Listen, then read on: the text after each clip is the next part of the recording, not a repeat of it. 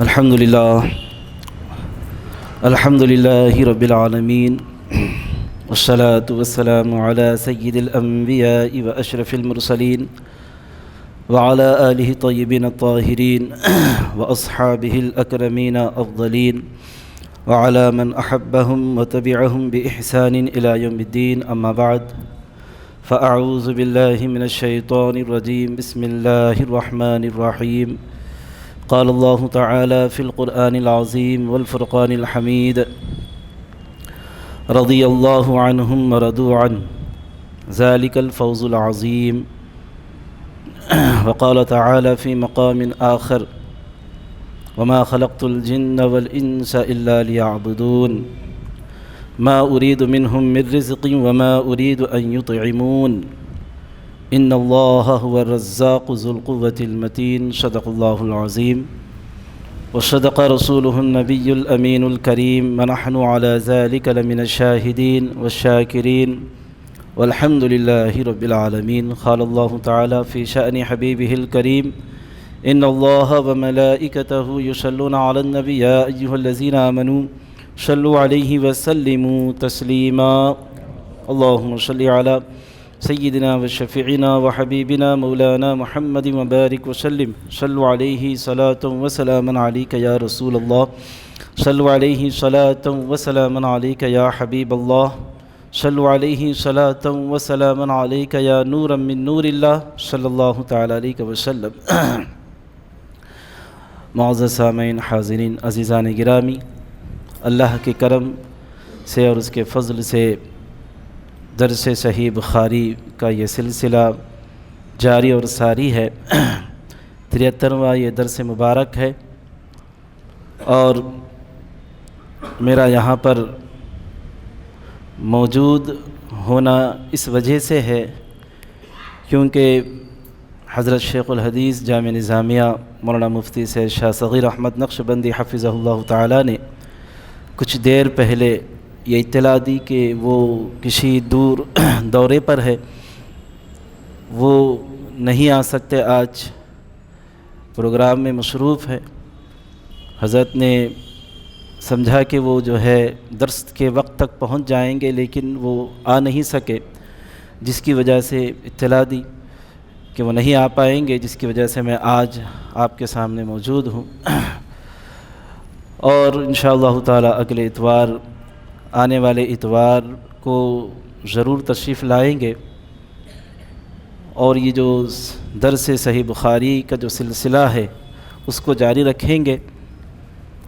اور حضرت نے جو موضوع یعنی جس موضوع پر بیان آپ کا چل رہا ہے وہ نماز کے متعلق، اور نماز کے اندر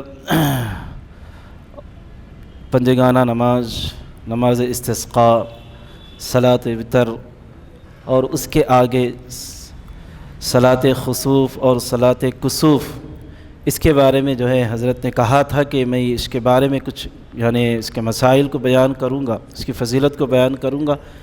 تو حضرت جو ہے انشاءاللہ تعالی اگلے اتوار اپنے موضوع کو جاری رکھیں گے، یعنی صلاۃ خسوف، چاند گرہن کی نماز، سورج گرہن کی نماز اور اس کی کیا فضیلت ہے، کیا طریقہ ہے، اس کو بتانے کے لیے کہا تھا، وہ جاری رکھیں گے.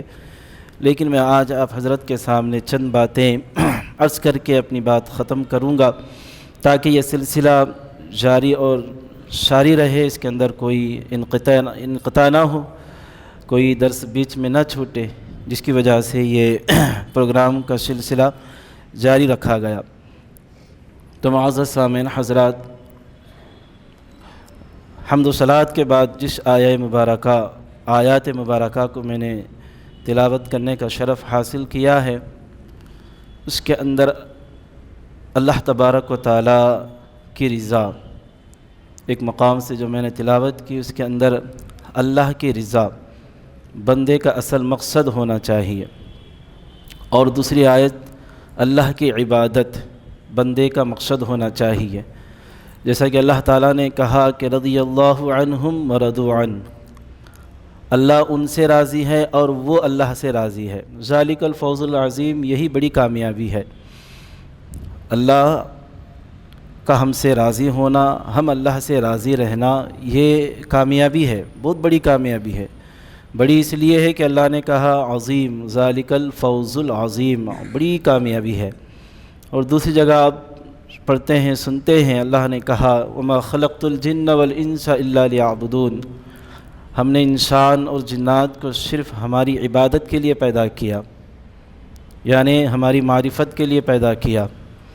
تو اس آیت مبارکہ سے ہمیں اس بات کا علم ہوتا ہے کہ ہماری زندگی کا مقصد اللہ کی عبادت ہے، ہماری زندگی کا مقصد اللہ کی معرفت ہے، ہماری زندگی کا مقصد اللہ تبارک و تعالیٰ کو پہچاننا ہے، یعنی اس کو راضی کرنا ہے اور اس کی رضا حاصل کرنا ہے۔ اور یاد رکھیں، جب کبھی بھی اللہ کی رضا کہا جائے، اللہ کو راضی کرنا، اللہ کو خوش کرنا، جب یہ باتیں آپ کے سامنے کہی جائیں تو اس بات کو بھی ضرور خیال رکھیں، اس بات کا خیال رکھیں کہ اس کے ساتھ ساتھ، یعنی اللہ کے ساتھ ساتھ اللہ کے رسول کو بھی راضی کرنا ہے، اللہ کے رسول کو بھی خوش کرنا ہے، اللہ کے رسول کی رضا حاصل کرنا ہے۔ یہ جو ہے، جب اللہ کی رضا کی بات آ جائے تو پھر اللہ کے رسول کی رضا خود بخود اس کے اندر شامل ہو جاتی ہے، اس لیے کہ اللہ تبارک و تعالیٰ نے قرآن کے اندر کئی مقامات پر کہا کہ میرے نبی کی اطاعت میری اطاعت ہے، اور کبھی کہا کہ میری اطاعت میری نبی کی اطاعت ہے، مجھ سے محبت میرے نبی سے محبت ہے۔ یہ اللہ تبارک و تعالیٰ کا یہ فرمان ہمیں قرآن کے اندر ملتا ہے۔ تو پھر جو ہے، جب یہ ساری باتیں ہمیں ملتی ہیں تو پھر اللہ کو راضی کرنا، اللہ کے رسول کو راضی کرنا، یہ ہر بندے کا مقصود ہونا چاہیے، ہر بندے کا یہ مطلوب جو ہے ہونا چاہیے۔ اگر اس کے علاوہ کسی اور کے ساتھ وہ زندگی بسر کرتا ہے، زندگی گزارتا ہے، تو پھر جو ہے اس کا دنیا میں رہنا کوئی فائدہ بخش نہیں ہوگا، کوئی اس کو فائدہ نہیں دے گا دنیا میں رہنے کا۔ تو یہ بہت ضروری ہے، یہ بہت ضروری ہے۔ ہم جو ہے دنیا میں آئے ہیں، دنیا میں زندگی گزار رہے ہیں، اور دنیا کی زندگی کو گزارنے کے لیے مختلف کام پر ہم مامور ہیں، مختلف معاملات کو ہم انجام دیتے ہیں، اور انجام دیتے دیتے اس کے اندر مصروف رہ کر اپنا اصل جو مقصد ہے اس مقصد کو بھول بیٹھتے ہیں، جو کہ ایک بہت بڑی بھول ہے، بہت بڑا گناہ ہے۔ تو ان باتوں کو ذہن میں رکھ کر ہر بندے کا زندگی گزارنا یہ بہت ضروری ہے کہ اب میں دنیا میں آیا ہوں تو میرا مقصد صرف ایک ہی ہے، اور مقصد یہ ہے کہ میں اللہ کو راضی کروں، اللہ تبارک و تعالیٰ کی عبادت کروں۔ اور اللہ تبارک و تعالیٰ قرآن کے اندر یہ آگے ارشاد فرماتا ہے وما خلقت الجن والانس الا لیعبدون، کہ میں نے جنات اور انسان کو میری عبادت کے لیے پیدا کیا، ما ارید منہم من رزق، میں ان سے کوئی رزق نہیں چاہتا۔ اللہ کیا کہہ رہا ہے؟ مجھے بندوں سے کوئی رزق نہیں چاہیے، ما ارید منہم من رزق وما ارید ان یطعمون، اور میں یہ بھی نہیں چاہتا کہ وہ مجھے کھلائے، میں بندوں سے رزق نہیں چاہتا، اور میں یہ بھی نہیں چاہتا کہ وہ بندے مجھے کھلائے۔ کیوں؟ ان اللہ هو الرزاق، کیونکہ وہ خود ہی رزاق ہے، وہ دینے والا ہے، وہ رزق عطا فرمانے والا ہے، ذو القوۃ المتین، اور بڑی قوت والا ہے اور زبردست ہے۔ کون؟ اللہ تبارک و تعالیٰ۔ تو اللہ تبارک و تعالیٰ بندوں کو پیدا کیا اپنی معرفت کے لیے، اپنے مقصد کے لیے، اور یہ نہیں کہہ رہا ہے کہ تم دنیا میں آئے ہو، دنیا میں جی رہے ہو، بہت کچھ حاصل کر رہے ہو، اس کے بدلے میں مجھے کچھ دو، ایسا نہیں ہے۔ اللہ کہہ رہا ہے کہ ٹھیک ہے، تم جو کچھ کرتے ہو، کھاتے ہو، پیتے ہو، کماتے ہو، وہ تمہارے لیے ہوگا، اس لیے کہ میں تمہیں دے رہا ہوں، اور مجھے ان چیزوں کی ضرورت نہیں ہے، میں تو دینے والا ہوں، لینے والا نہیں ہوں، میں دینے والا ہوں، لینے والا نہیں ہوں، میں کھاتا پیتا نہیں ہوں بلکہ کھلاتا اور پلاتا ہوں، اور ذو القوۃ المتین، بڑی قوت والا ہوں، اور بڑی زور آور والا ہوں، بڑی زبردست والا ہوں۔ یہ اللہ تبارک و تعالیٰ نے جو ہے قرآن کے اندر ارشاد فرمایا۔ تو معزز سامعین حضرات، تو پتہ چلا ہمیں یہ بات معلوم ہوتی ہے اس سے کہ مومن کا مقصد جو ہے کیا ہے، اللہ تبارک و تعالیٰ کی رضا ہے، اللہ تعالیٰ کی رضا حاصل کرنا ہے۔ پیارے آقا علیہ الصلوۃ والسلام کی ایک حدیث مبارکہ ہے، میرے آقا علیہ الصلوۃ والسلام نے صحابہ سے پوچھا، صحابہ کی جماعت سے ایک سوال کیا۔ حضور نے پوچھا کہ تم کون ہو؟ حضور نے سوال کیا تم کون ہو؟ صحابہ ہے، حضور کو پتہ ہے کہ کون ہے صحابہ کرام، اور صحابہ کیوں آئے ہیں، اللہ کو مانے ہوئے ہیں، اللہ کے رسول کو مانے ہوئے ہیں، اللہ کی لائی ہوئی چیزوں کو مانے ہوئے ہیں، تو ظاہر سی بات ہے مومن ہے صحابہ کرام۔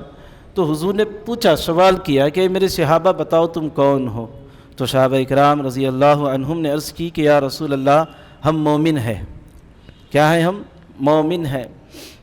اب حضور نے پھر سوال کیا کہ اے میرے صحابہ تم مومن ہو، ٹھیک ہے مومن ہو، تو اس کی کیا علامتیں ہیں، مومن کی کیا نشانیاں ہیں، نشانی بتاؤ۔ تو پھر جو ہے صحابہ کرام نے عرض کی کہ یا رسول اللہ ہم آزمائشوں پر صبر کرتے ہیں۔ ہم کیا کرتے ہیں؟ آزمائشوں پر صبر کرتے ہیں، اور تنگی میں مصیبت میں بھی اللہ تبارک و تعالیٰ کا شکر بجا لاتے ہیں۔ شکر بجا لاتے ہیں۔ جب کوئی مصیبت آتی ہے، پریشانی آتی ہے، تو پھر ہم واہ واہ نہیں کرتے، یعنی افسوس نہیں کرتے، ہم روتے نہیں، ہم آہ بکا نہیں کرتے۔ ہم کیا کرتے ہیں؟ صبر کرتے ہیں۔ اللہ تعالیٰ جو بھی ہمارے اوپر نازل کیا ہم اس پر کیا ہے راضی رہتے ہیں۔ اللہ نے جو ہماری تقدیر میں لکھا ہم اس پر راضی رہتے ہیں۔ جب یہ جواب صحابہ اکرام کا حضور نے سنا تو حضور پاک علیہ الصلوۃ والسلام خوش ہو کر کہا، رب ذوالجلال کی قسم تم واقعی میں مومن ہو، تم حقیقت میں مومن ہو۔ تو حضور نے یہاں پر یہ بتا دیا کہ مومن وہ ہوتا ہے جو صبر کرنے والا ہوتا ہے، مومن وہ ہوتا ہے جب مصیبت اس کے اوپر کوئی آتی ہے تو پھر وہ شکایتیں کرتے نہیں پھرتا، کوئی وہ جو ہے آہ و بکا کرتے نہیں بیٹھتا، بلکہ صبر کرتا ہے، اور صبر کے بعد شکر بھی وہ اللہ پاک کا ادا کرتا رہتا ہے۔ تو یہ جو ہے مومن کی علامت حضور پاک علیہ الصلوۃ والسلام نے صحابہ کرام کو سمجھایا اور بتایا۔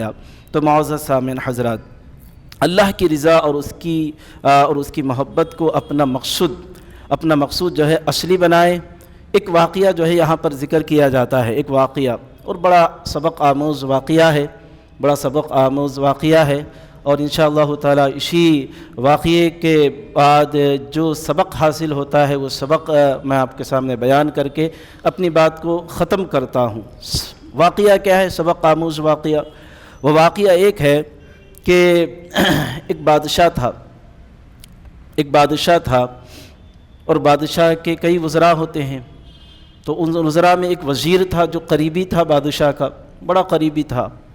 تو بادشاہ نے اپنے وزیر سے کہا کہ اے میرے وزیر، میں تجھ سے 3 سوالات کرتا ہوں، اگر تم ان 3 سوالوں کے جواب دو گے تو تمہیں انعامات اور اکرامات سے نوازوں گا، اگر نہیں دو گے تو پھر میں تمہیں قتل کر دوں گا۔ 3 سوالات ہیں، اس کے جوابات مجھے چاہیے۔ اب وزیر ہے، یہ بادشاہ ہے، بادشاہ جو کہے وزیر کو ماننا پڑے گا، وہ انکار نہیں کر سکتا۔ اگر انکار کرے گا، کہے گا کہ بادشاہ میں کوئی جواب نہیں دوں گا، لہذا آپ سوال نہ کریں، یہ نہیں کہہ سکتا وزیر۔ اب اس سوال بادشاہ کرے گا تو جواب دینا پڑے گا وزیر کو۔ تو پھر وزیر نے کہا کہ ٹھیک ہے بادشاہ، آپ وہ 3 سوالات کو ذکر کیجئے، بتائیے، میں جو ہے ان 3 سوالوں کا جواب دینے کی کوشش کروں گا، اگرچہ کہ وہ دل سے نہیں کہا، اگرچہ کہ وہ راضی ہوتے ہوئے نہیں کہا، بلکہ مجبوراً اس نے کہا کہ میں ٹھیک ہے دے دوں گا۔ اب وہ 3 سوال کیا ہیں؟ وہ 3 سوال یہ ہے۔ تو پہلا سوال یہ تھا کہ وہ کیا چیز ہے جسے ساری دنیا کے لوگ مانتے ہیں اور اس کا انکار نہیں کرتے۔ ہر کوئی مانتا ہے اور انکار کر ہی نہیں سکتا اس چیز کا، وہ کیا چیز ہے؟ بادشاہ کا پہلا سوال۔ اور دوسرا سوال کیا تھا؟ دوسرا سوال وہ یہ تھا کہ وہ کون سا جھوٹ ہے جس کو ساری دنیا سچ مانتی ہے؟ وہ کون سا جھوٹ ہے جس کو ساری دنیا کیا مانتی ہے؟ سچ مانتی ہے، اگرچہ کہ اس کی حقیقت کیا ہے، جھوٹ ہے، پھر بھی اس کو سچ مانتی ہے۔ اب یہ دوسرا سوال۔ تیسرا سوال یہ تھا بادشاہ کا وزیر سے، تیسرا سوال یہ تھا کہ اے وزیر بتاؤ وہ کون سی چیز ہے، وہ کون سی چیز ہے جس کے سامنے ہر کوئی جھکتا ہے؟ بادشاہ بھی جھکتا ہے، وزیر بھی جھکتا ہے، امیر بھی جھکتا ہے، غریب بھی جھکتا ہے، مالدار بھی جھکتا ہے، مرد عورت ہر کوئی اس کے سامنے جھکتا ہے، وہ کون سی چیز ہے؟ سوالات بڑے خطرناک تھے اور بڑی مشکلات والے سوالات تھے اس بادشاہ کے۔ وزیر پریشان ہو گیا۔ 3 دن کا اس نے وقت لیا، وزیر نے 3 دن کا وقت۔ اب 3 دن کا وقت لے کر ان سوالات کو لے کر بڑا پریشان اپنے گھر آیا۔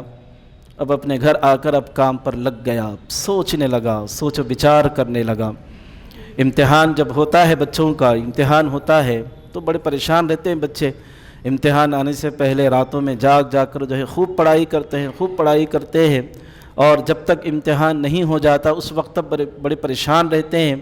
اب امتحان حال میں جب بچہ جاتا ہے، کچھ سوالات ہوتے ہیں، کچھ اور جوابات دینے پڑتے ہیں، کچھ وقت دیا جاتا ہے کہ اتنے وقت میں تمہیں سوالات کے جوابات دینی ہوں گی، تو لہٰذا اس درمیان میں بچہ جو امتحان لکھنے والا ہوتا ہے وہ بڑا پریشان ہوتا ہے، تو وہی حال جو ہے اس وزیر کا بھی تھا۔ گھر گیا، کوئی سکون نہیں، کوئی آرام نہیں۔ وزیر ہے، بڑی آرام سے وہ اس کی زندگی بسر ہو رہی تھی، زندگی گزار رہا تھا، لیکن اچانک یہ 3 سوالات اس کو بڑے پریشان کرنے لگے۔ گھر آیا، پہلے سوال کا جواب وہ ڈھونڈنے کی کوشش کی۔ پہلا سوال کیا تھا؟ پہلا سوال یہ تھا کہ وہ کیا چیز ہے جسے ساری دنیا کے لوگ کیا کرتے ہیں، مانتے ہیں، اس کا انکار نہیں کر سکتے۔ اب جواب ڈھونڈنے لگا، بڑا کوشش اس نے کی، بڑے غور و فکر کیا۔ اس کے ذہن میں ایک بات آئی، جواب آیا۔ وہ جواب کیا تھا؟ وہ یہ کہ وہ اللہ ہے، وہ اللہ ہے جس کو ہر کوئی مانتا ہے۔ اس کے ذہن میں یہ بات آ گئی، اللہ ہے۔ خوش ہو گیا، پہلے سوال کا جواب حل ہو گیا، خوش ہو گیا۔ اب خوش ہونے کے بعد پھر اس کے فوراً ذہن میں یہ سوال آ گیا کہ اس دنیا میں ایک فرقہ بھی ہے جس کو دہریہ کہتے ہیں، دہریہ خدا کو نہیں مانتا۔ سوال کیا تھا؟ ہر کوئی اس کو مانتا ہے۔ اب یہاں پر اللہ اس کے لیے جواب آیا تو اس کے ذہن میں یہ بات بھی آئی، دہریہ ایک فرقہ ہے جو نہیں مانتا خدا کو، زمانے کو خدا مانتا ہے، زمانے کو پیدا کرنے والے کو وہ خدا نہیں مانتا، اس لیے اس کو دہریہ کہتے ہیں اس فرقے کو۔ تو پھر وہ وزیر کہنے لگا کہ اگر میں یہ جواب لے کر بادشاہ کے سامنے جاؤں گا، بادشاہ پاگل تو نہیں، دیوانہ تو نہیں، وہ بھی جانتا ہے، اس کے پاس بھی علم ہے، وہ بھی جانتا ہے دہریہ فرقہ کو، اگر میں یہ جواب رکھوں گا تو پھر وہ میرے اس جواب پر مطمئن نہیں ہوگا، تو لہٰذا یہ جو ہے جواب غلط ہے۔ پھر اس جواب کو بازو میں رکھا اور دوسری طرف وہ آیا، کوشش کرنے لگا، پھر دوسرا نام ذہن میں آیا، کہا کہ وہ اللہ کے رسول پیارے آقا علیہ الصلوۃ والسلام ہے۔ تو اب جب یہ دوسرا جواب اس کے لیے آیا تو پھر وہ پریشان ہو گیا کہ اللہ کے رسول کو تو بہت سارے بد نصیب بدبخت ایسے لوگ ہیں جو نہیں مانتے۔ اب اس کے بعد جو ہے پہلے سوال کو بازو میں رکھا، اب دوسرے سوال کی طرف آیا، دوسرے سوال کی طرف، وہ کیا چیز ہے، وہ کیا جھوٹ ہے جس کو ساری دنیا سچ مانتی ہے۔ اب اس پر بھی غور کرنے لگا، جواب نہیں ملا۔ تیسرا سوال، اس کے جواب میں کوشش کی، وہ بھی نہیں ملا۔ رات گزر گئی، پہلا دن گزر گیا، ایک سوال کا جواب بھی نہیں ملا۔ ایک دن سارا کا سارا دن گزر گیا، ساری رات گزر گئی، پریشان، اور اس کے ذہن میں یہی کہ اگر میں سوال کے جواب نہیں دوں گا تو گردن اڑا دے گا میری بادشاہ، قتل کر دے گا۔ تو لہٰذا جب صبح ہوتی ہے، دنیا نے شہر کے جتنے بھی ذہین لوگ، بڑے بڑے علم رکھنے والے لوگ ہیں، سب کو بلواتا ہے وزیر، اور سب کو بلوا کر کہتا ہے کہ ان سوالوں کے جوابات دو، لیکن ہر کوئی اس میں ناکامی ہر کسی کو ملتی ہے، کوئی کسی کے پاس جواب نہیں رہتا۔ وہ بندہ پریشان، وزیر پریشان، ہائے کسی کے پاس بھی جواب نہیں ہے، میں کیا کروں؟ لہٰذا جنگلوں کی طرف نکل پڑتا ہے، جنگلوں کی طرف جاتا ہے۔ اب کیوں؟ اس لیے کہ بڑا پریشان تھا۔ ایک دن گزر گیا، دوسرا دن بھی جو ہے سارے لوگوں کو، بڑے بڑے علم رکھنے والے لوگوں کو، ذہین لوگوں کو بلایا، اس کے اندر دوسرا دن گزر گیا، اب ایک دن باقی ہے، اور وہ ہار چکا تھا، اب وہاں پر جو ہے اس کی ہمت جواب دے چکی تھی، اب میرے پاس کوئی جواب نہیں ہے۔ اب نتیجہ یہ ہے نتیجہ یہ ہے کہ بادشاہ مجھے قتل کر دے گا، بادشاہ مجھے میرا سر قلم کر دے گا، اس لیے کہ میرے پاس کوئی جواب نہیں ہے۔ جنگلوں کی طرف نکل گیا، جنگلوں کی طرف نکل گیا، دیکھا کہ وہاں پر ایک اللہ والے تھے، وہاں پر ایک کسان تھے، اور وہ کسان کوئی معمولی کسان نہیں تھے بلکہ بہت بڑے اللہ والے تھے، بہت بڑے اللہ والے۔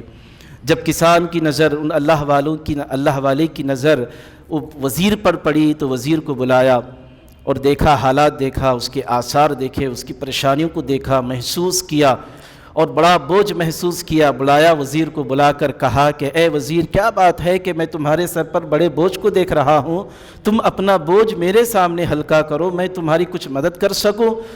اللہ والے ایسے ہوتے ہیں، اللہ والے جو ہوتے ہیں وہ مشکلات دور کرنے والے ہوتے ہیں، وہ پریشانیوں کو دور کرنے والے ہوتے ہیں۔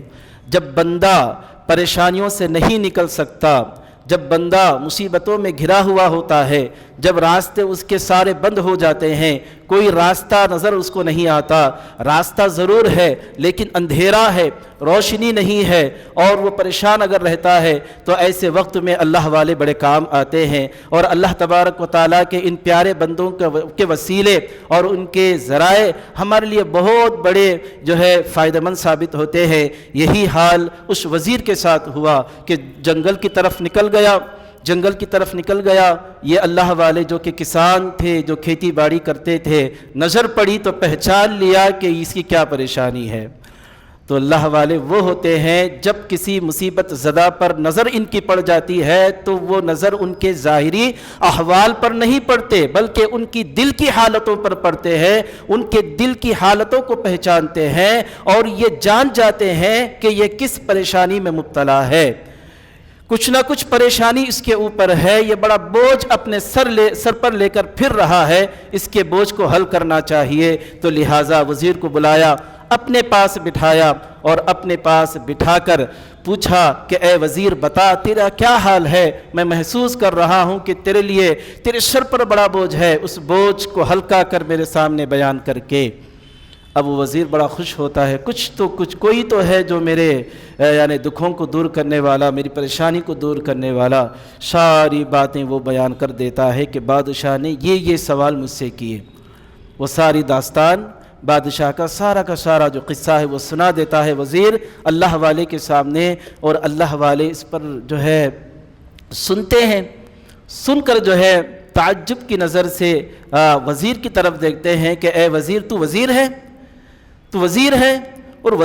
اور وزیر کو یہ سوالات کے جوابات نہیں معلوم، جبکہ یہ بڑے آسان سے سوالات کے جوابات موجود ہیں، یہ سوالات بڑے آسان ہیں، تو وزیر ہے، تو نہیں بول پایا۔ اب یہ کہہ کر وہ اللہ والے، وہ اللہ کے نیک بندے، اللہ کے ولی وزیر سے کہتے ہیں کہ دیکھ، پہلا سوال جس کو ہر کوئی مانتا ہے، انکار نہیں کر سکتا، سیدھا اس کا جواب یہ ہے کہ وہ موت ہے۔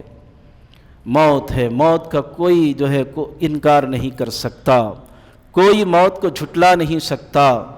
لفظ انسان جس کے اندر جان ہے، ہر کوئی جانتا ہے کہ موت ہے، چاہے وہ مومن ہو، چاہے وہ کافر ہو، چاہے وہ مشرک ہو، چاہے وہ یہودی ہو، عیسائی ہو، ہر کوئی موت کو مانتا ہے، کوئی موت کا انکار نہیں کرتا۔ لہٰذا یہ اتنا آسان جواب ہے کہ جو پہلا سوال تھا بادشاہ کا، اس کا جواب یہ ہے، پہلا سوال کا جواب کہ وہ موت ہے جس کو کوئی انکار نہیں کر سکتا۔ اب دوسرا سوال یہ کہ وہ کون سا جھوٹ ہے جس کو ساری دنیا سچ مانتی ہے؟ تو وہ اللہ والے بڑے اطمینان کے ساتھ تسلی دیتے ہوئے وزیر سے کہتے ہیں کہ دیکھ، تیرے بادشاہ کے دوسرے سوال کا جواب یہ ہے کہ وہ جو جھوٹ جس کو ساری دنیا سچ مانتی ہے وہ ہے دولت، وہ ہے جاگیری، وہ ہے مال، پیسہ۔ یہ ایسی چیز ہے جو کہنے والا کہتا ہے جس کے پاس ہے کہ یہ میرا ہے، یہ میرا مال ہے، یہ میری دولت ہے، یہ میرا مال ہے، یہ میری دولت ہے، وہ یہ کہتا ہے، جبکہ حقیقت یہ نہیں ہے۔ حقیقت یہ ہے کہ یہ جو دولت اس کے پاس موجود ہے، حال میں موجود ہے، وہ اس سے پہلے کسی اور کا تھا اور آگے چل کر کسی اور کا ہوگا۔ اس سے پہلے کسی اور کا تھا آگے چل کر کسی اور کا ہوگا، تو لہذا ایک ایسا جھوٹ ہے جس کو انسان کیا کرتا ہے، اسی کو سچ مانتا ہے، اسی سچائی کے ساتھ وہ جینے لگتا ہے، جبکہ حقیقت یہ ہے کہ جو کچھ اس کے پاس ہے اس کا نہیں ہے۔ اگر کوئی یہ کہے کہ میں اپنے محنت سے مال کمایا ہوں، میں نے رات دن محنت کی ہے، میں نے جو ہے اپنے جسم کو جو ہے مشقت میں ڈالا ہے، اپنی عقل کو مشقت میں ڈالا ہے، میں نے نیندیں قربان کی ہیں، میں نے محنتیں کی ہیں، یہ ساری کر کے میں نے یہ دولت کمائی ہے، یہ جاگیر میں نے کمائی ہے، کوئی یہ کہے تو پھر جو ہے جواب یہاں پر یہ آتا ہے کہ بندے تو کہہ رہا ہے کہ تو نے محنت کی ہے تبھی تو تیرا یہ مال ہو گیا، یاد رکھ جب تو محنت کی ہے تو محنت کرنے کی طاقت تجھے کس نے دی؟ اگر عقل استعمال کیا ہے تو پھر عقل کس نے دی؟ تو اللہ تبارک و تعالیٰ نے دی۔ تو پھر اگر یہ تیرے سے پہلے کسی اور مخلوق کا نہیں ہے تو یہ تو یاد رکھ کہ یہ مخلوق سے پہلے اللہ کا ہے، اللہ تبارک و تعالیٰ کا ہے، کیونکہ ابھی میں نے آپ کے سامنے حمد و صلوات کے بعد آیت مبارکہ کی تلاوت فرمائی، ما ارید منہم من رزق، میں کوئی رزق نہیں چاہتا، ما ارید منہم رزقی وما ارید ان یطعمون، اور مجھے کھلانے کی ضرورت نہیں ہے، میں نہیں چاہتا کہ میں کھاؤں۔ پھر اللہ خود آ کے کہتا ہے کہ ان اللہ هو الرزاق، وہی ہے جو دیتا ہے، اللہ ہی ہے جو رزاق ہے۔ رزاق کے معنی رزق دینے والا، دولت دینے والا، پیسہ دینے والا، جاگیر دینے والا، جائیداد دینے والا، یہ اللہ تبارک و تعالیٰ کی ذات ہے۔ تو اگر بندہ اگر یہ کہے کہ یہ میرا ہے، کسی مخلوق کا نہیں ہے، تو پھر وہ یاد رکھے کہ اگر مخلوق کا نہیں ہے تو یہ تو یاد رکھ کہ وہ مخلوق کا نہیں ہے تو لیکن اللہ کا تو ضرور ہے، وہ اللہ ان ساری چیزوں کا مالک ہے۔ تو لہٰذا دوسرے سوال کا جواب وہ بادشاہ کے وزیر کو دیتے ہیں اللہ والے کہ یہ بڑا آسان سا جواب تھا، تو پریشان خواہ پریشان ہو رہا ہے کہ وہ دوسرا جواب یہ ہے کہ وہ مال ہے، دولت ہے، جو کہ حقیقت میں جھوٹ ہے لیکن لوگ اس کو سچ سمجھتے ہیں۔ تیسرا سوال یہ تھا کہ وہ کیا چیز ہے جس کے سامنے ساری دنیا کے لوگ جھکتے ہیں، وہ کیا چیز ہے؟ اب میں نے یہ جو قصہ اتنا لمبا قصہ میں آپ کو سنا رہا ہوں، وجہ کیا ہے سنانے کی آخر میں معلوم ہوگا، اس کا مقصد کیا ہے سنانے کا۔ تیسرا سوال یہ ہے کہ وہ کیا چیز ہے جس کے سامنے ہر کوئی جھکتا ہے؟ بادشاہ بھی جھکتا ہے، وزیر بھی جھکتا ہے، مالدار بھی جھکتا ہے، غریب بھی جھکتا ہے، فقیر، ہر کوئی اس کے سامنے جھکتا ہے، وہ کیا چیز ہے؟ اب اللہ والے نے کہا وزیر سے، ٹھیک ہے میں تیرے اس سوال کا جواب دوں گا لیکن میں فوراً اس کا جواب نہیں دوں گا۔ وزیر کیونکہ بے چین تھا، ایک ہی دن وقت باقی تھا، اگر وقت گزر گیا تو پھر موت اس کے سر پر۔ تو پھر جو ہے اللہ والے نے کہا کہ ایک شرط ہے، مجھے وہ شرط پوری کرنا ہے، یعنی تو اگر وہ پوری شرط کرے گا تو میں وہ سوال کا جواب بتاؤں گا۔ وزیر کو اب تو کسی بھی حال میں اس سوال کے جواب کی سخت ضرورت تھی، جواب ملے گا تو اس کی زندگی ہے، جواب نہیں ملے گا تو اس کی زندگی ختم۔ وہ ایک شرط نہیں، اگر 1000 شرطیں بھی اگر اللہ والے لگاتے تو وہ ضرور پوری کرتا، وہ اتنا بے چین تھا وزیر۔ تو کیا ہے وہ شرط؟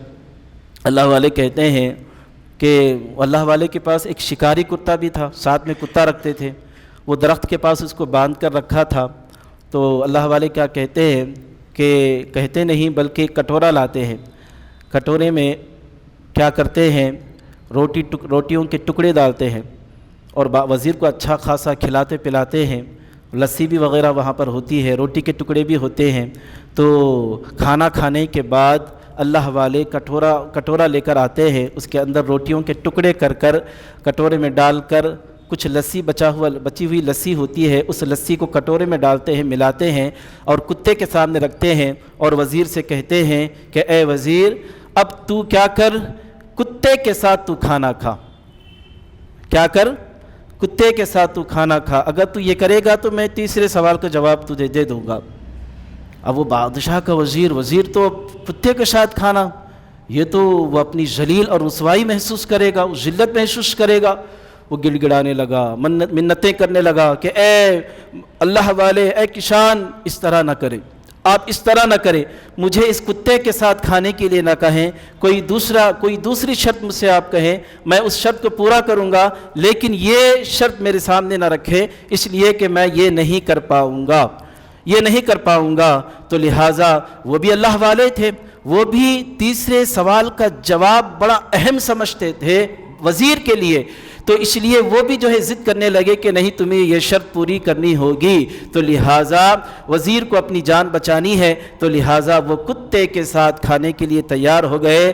جیسے ہی وہ وزیر گیا، کتے کے کٹورے سے اپنے منہ کے ذریعے سے روٹی کا ٹکڑا لیا، فوراً اللہ والے نے کیا کیا، وزیر کے گردن کو پکڑا اور اٹھایا اور اپنے ساتھ بٹھا لیا اور سمجھایا کہ دیکھ تجھے تیسرے سوال کا جواب مل گیا۔ تو وزیر پریشان، کہاں ہے جواب؟ وہ سوال کا جواب مجھے تو نظر نہیں آیا، مجھے تو محسوس نہیں ہوا، مجھے تو معلوم نہیں ہوا، وہ تیسرے سوال کا جواب کیا ہے؟ وہ اللہ والے کہتے ہیں کہ دیکھ تیرا مقصد کیا تھا؟ تیرا مقصد یہ تھا کہ تو سوالات کے جوابات کو حاصل کرے، سوالات کے جوابات کو حاصل کرے، تیرا یہ مقصد تھا۔ اس مقصد کو کرنے کے لیے تو نے کیا کیا؟ اپنے آپ کو رسوا کیا، اپنے آپ کو ذلیل کیا، کتے کے ساتھ کھانے کے لیے بھی تو تیار ہو گیا۔ تو لہٰذا اپنے مقصد کو پانے کے لیے تو کیا کیا؟ اپنے آپ کو جھکا دیا، اپنے آپ کو جھکا دیا اور اپنے آپ کو ذلیل کیا، اپنے آپ کو رسوا کیا۔ تو لہٰذا تیرا مقصد یہ تھا کہ تو تیسرے سوال کا جواب حاصل کرے۔ تو تیسرے سوال کا جواب یہ ہے کہ وہ چیز جس کے سامنے ہر کوئی جھکتا ہے، ہر کوئی جھکتا ہے، چاہے وہ وقت کا بادشاہ ہو، چاہے وزیر ہو، چاہے فقیر ہو، امیر ہو، کوئی بھی ہو، ہر کوئی جھکتا ہے، وہ ہے مقصد، وہ ہے مقصد۔ مقصد کے سامنے ہر کوئی جھکا ہوا ہوتا ہے، ہر کوئی جھکا ہوا ہوتا ہے۔ ایک کسان جب جنگل میں جاتا ہے کھیتی باڑی کرنے کے لیے، جب اس کا اناج، چاول وغیرہ، دھان وغیرہ یا کوئی چیز اس کو پیدا کرنے کا مقصد ہوتا ہے، اگانے کا مقصد ہوتا ہے، تو پھر اس سے پہلے جو جو کٹھن مراحل ہوتے ہیں ان سارے کٹھن مراحل سے وہ گزرتا ہے۔ پہلے زمین کو کچا کرتا ہے، پانی چھوڑتا ہے، اس کو کچا کر کے اس کے اندر جو ہے ہل چلاتا ہے، ہل چلانے کے بعد پھر اس کے اندر بیج کو ڈالتا ہے، اس کے بعد جب پھر پودے نکل آتے ہیں، اس پودے کو صحیح اور سالم رکھنے کے لیے بڑی بڑی مشکلات کا سامنا وہ کرتا ہے، یہاں تک کہ جب کسان کو ضرورت اس بات کی ہوتی ہے کہ کھیت کو پانی کی ضرورت ہے تو راتوں میں جاگ کر وہ جنگلوں کی طرف نکل پڑتا ہے تاکہ اس کا مقصد پورا ہو جائے، لہذا جنگلوں میں جا کر رات کے وقت میں پانی کو چھوڑتا ہے تاکہ وہ اپنی مقصد میں کامیاب ہو جائے۔ تو یہی بندے کا مقصد اصل ہے جو ہر کوئی جھک جاتا ہے۔ اب سوال یہ ہے کہ بندے کا مقصد کیا ہے؟ سوال یہ ہے کہ بندے کا مقصد کیا ہے؟ اب یہ واقعہ بیان کرنے کے بعد، یہ قصہ بیان کرنے کے بعد، یہ بیان یعنی اس کا ماحصل یہ بیان کرتے ہیں کہ یاد رکھو بندے کا مقصد ہے اللہ کی معرفت حاصل کرنا، اللہ کی رضا حاصل کرنا، اللہ تبارک و تعالیٰ کو پانا، اس کی خوشی کو حاصل کرنا، یہ اصل بندے کا مقصد ہے۔ جس طرح کسان ایک اناج کو وجود میں لانے کے لیے مختلف مشقتوں میں سے وہ گزرتا ہے، مشقتوں سے وہ گزرتا ہے، اسی طرح ہمیں اللہ کی رضا حاصل کرنے کے لیے جو ہمارا مقصد ہے، اللہ کی بنائی ہوئی جنت کو حاصل کرنے کے لیے جو ہمارا اصل مقام ہے، اس مقام کو اگر ہمیں حاصل کرنا ہے تو جس طرح کسان ایک اناج کو وجود میں لانے کے لیے جس طرح وہ مشقتیں اٹھاتا ہے، اسی طرح ہمیں بھی مشقتیں اٹھانی ہے۔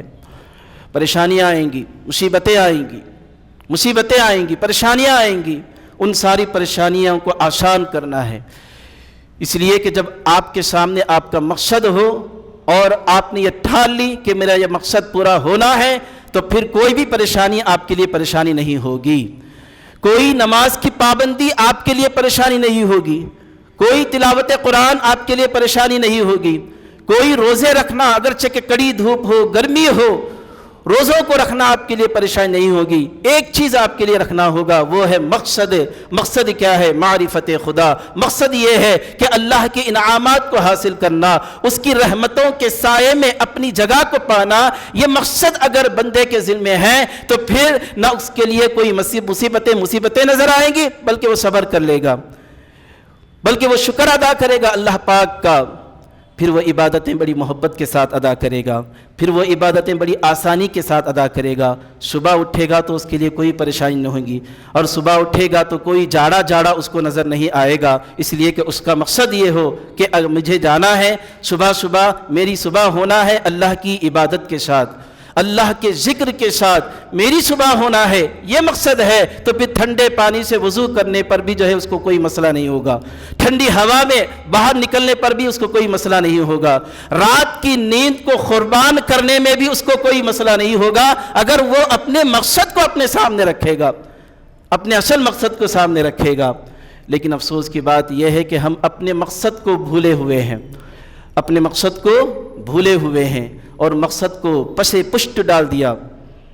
انسان کی کیا فطرت ہے پتہ ہے، آپ جانتے ہیں، انسان کی فطرت نقد ہے، کاروبار کرنے والا ہے۔ کاروبار کرنے والا کیا چاہتا ہے کہ جو بھی گاہک آئے میرے پاس کوئی چیز لے تو نقد پیسے دے کر لے، ادھار کو پسند نہیں کرتا، اگرچہ کہ مجبوراً وہ قبول کر لیتا ہے، کبھی کبھی قبول کر لیتا ہے، لیکن وہ نقد کو پسند کرتا ہے، ایک ہاتھ سے دے دوسرے ہاتھ سے لے، ادھار وہ پسند نہیں کرتا، وہ انسان کی فطرت ہے۔ تو ہمارے لیے کیا ہوگا، ہمارا بھی مسئلہ یہی ہوگا، آخرت ادھار، اب دنیا جو ہے وہ نقد ہے ہمارے سامنے، اسی کو سب کچھ سمجھے ہیں اور اسی کو اچھا سمجھ رہے ہیں، اسی پر مطمئن ہے۔ آخرت جو کہ ادھار ہے، بعد میں ملے گی آخرت۔ آخرت کیا ہے، بعد میں ملے گی۔ یہ دنیا دار الجزا یعنی دار العمل ہے، آخرت دار الجزا ہے، عمل کے بعد بدلہ ملتا ہے۔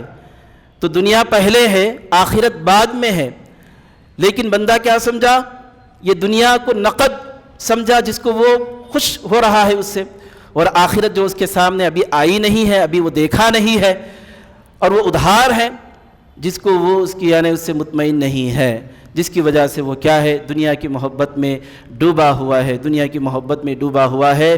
دنیا ایک بڑھیا کی طرح ہے، وہ بڑھیا جو کسی بندے کو جادو کر کے اپنے عشق میں اس کو غرق کر دیا، اپنے عشق میں ڈبو دیا۔ دنیا کی مثال ایک ایسی بڑھیا، جادوگر بڑھیا کی طرح ہے جو اس کے اندر رہنے والے کے اوپر جادو کر کے اپنے عشق میں غرق کر دیا، اور بندہ اس کے عشق میں غرق ہو کر کیا کیا، دنیا کو سب کچھ سمجھ گیا اور آخرت سے انجان ہو گیا، آخرت کے اوپر اس کی جو ہے غفلت کے پردے پڑ گئے۔ اب یہ دنیا جو کہ ایک بڑھیا کی طرح ہے، وہ بھی جادوگر، تو اس جادوگر بڑھیا سے ہم کیسے بچیں؟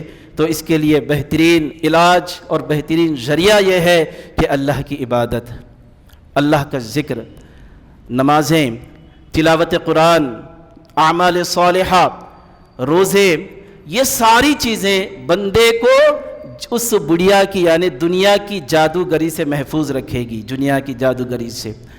اور پھر کیا ہوگا، اللہ نے قرآن کے اندر جو کہا اس کے ہم اصل مصداق بن جائیں گے، وہ کیا ہے، رضی اللہ عنہم ورضوا عنہ، ذالک الفوز العظیم، کہ جب یہ ساری چیزیں ہو جائیں گی اور ہتھیار اپنا بنائے گا بندہ، نمازوں کو، تلاوت قرآن کو، ذکر و اذکار کو، اعمال صالحہ کو، اگر یہ ساری چیزوں کو ہتھیار بنائے گا تو پھر اللہ کی رضا اس کو خوشخبری دے گی کہ بندے اللہ تجھ سے راضی ہے، تو بھی اللہ سے راضی ہو جا، اور تیری یہی بڑی کامیابی ہے۔ اور ہمارا اصل مقصد وما خلقت الجن والانس الا لیعبدون، کہ ہم نے انسان کو اور جنات کو صرف اس لیے پیدا کیا تاکہ وہ ہماری معرفت حاصل کرے، تاکہ وہ ہمیں حاصل کرے۔ تو یہ ہمارا مقصد اللہ کو حاصل کرنا اور اللہ کی تیار کی ہوئی یعنی جنت کو حاصل کرنا، یہ ہمارا اصل مقصد ہے۔ اور آپ نے سن لیا کہ مقصد کو اگر پانا ہے تو کسی کے بھی سامنے آپ جھک سکتے ہیں، جیسا کہ آپ نے وزیر کے قصے سے آپ سمجھ گئے۔ تو معزز سامعین حضرات، تو ما حصل اور آخر میں یہی نتیجہ نکل کر آتا ہے، کھل کر سامنے آتا ہے، ہر کسی کو اللہ کو پانے کا مقصد اپنے دل میں رکھنا ہے، اور اس مقصد کو پانے کے لیے جن جن چیزوں کی بھی ضرورت پڑے ان چیزوں کو کر گزرنا ہے، ان چیزوں کو کر گزرنا ہے، اپنے مقصد کو پانا ہے۔ یہی ہر مومن کا نیت ہونی چاہیے، اس کا ہر مومن کا یہی ٹارگٹ ہونا چاہیے، اس کا ہدف یہی ہونا چاہیے۔